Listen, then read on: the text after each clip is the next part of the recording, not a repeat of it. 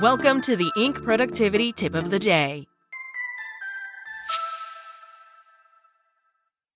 Today's tip: the real work of leadership that many don't talk about.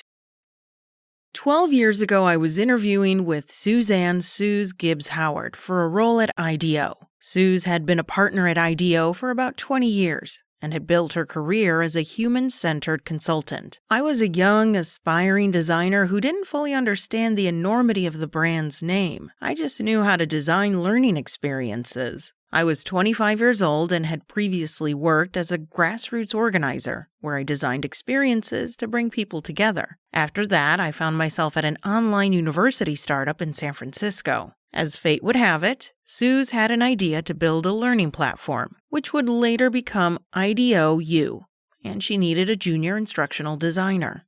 "Yes," I blurted out when she asked if I'd be up for a 6-week experiment. But in the hours after the call, the fear started to creep in. Sure, I was at a fast-paced, fairly chaotic startup, but it was still a steady job. I'd also just finished grad school with student loans.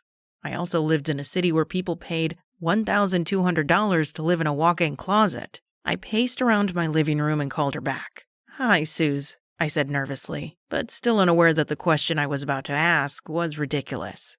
"If this doesn't work out, will you have my back?" Suze said yes, but she'd later tell me that her yes carried a weight for her. That night, she brought it up with her husband.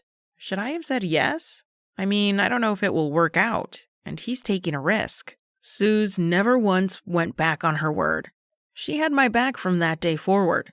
She mentored me, even when I was probably being difficult. She invested in me, signed me up for sessions with a leadership coach, and connected me with mentor after mentor. Even years after I left IDEO to move to Berlin, she'd go out of her way to see me and respond to all my notes within a day. She knew the gravity of saying she'd have my back. She didn't take it lightly, and she surely didn't owe that promise to a 25-year-old kid. She was, and still is, a giant in the field of design innovation. But that's her style of leadership. She walks alongside you. That experience taught me just how important it was for leaders to have their people's backs. And that requires the following. 1. See the whole person. Supporting your people begins with seeing the wholeness of those you lead. The Japanese term seiketsusha, which describes seeing a person in the fullness of their lifestyle, dreams, and aspirations, captures this beautifully. Everyone is unique. Get to know their specific flavor. What makes each person tick? What makes their heart sing? What motivates them? 2. Be the net. When they take risks, let them know you're there to catch them.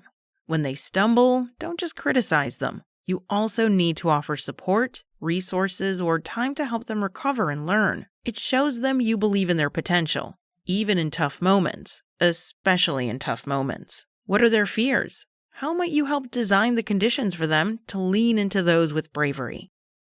3. Co-create.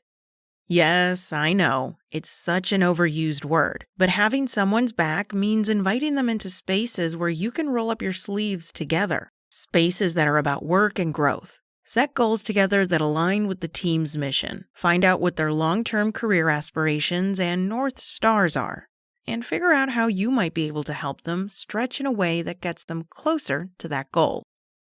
4. Tell the truth with care.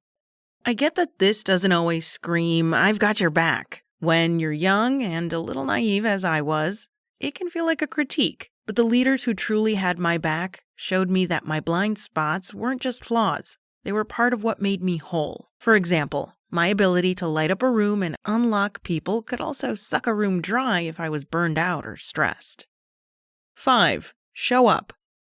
Don't just say so. Don't just say the thing. Do the thing. The most inspiring leaders don't wait for the perfect moment. They create it. They understand that words are hollow without the weight of action behind them. They know that action is where purpose meets the real world, and where real growth begins. What's one small step that you can take to show up? What's something you can do that they might remember forever? Suze changed my life. We both believed in the sanctity of those words. I have your back. Back then, I understood them only in the context of friendship. Now, I know what they mean by leadership. And here's what I've learned. It's not just about giving. There's something profoundly reciprocal about it all. The real gift is getting to witness someone else grow, thrive, and leave their mark on the world. That's the beauty. Those relationships, built on mutual care, end up shaping you just as much as you shape them. That's it from Inc. You can find more like this at Inc.com. Be sure to come back tomorrow for another tip from Inc.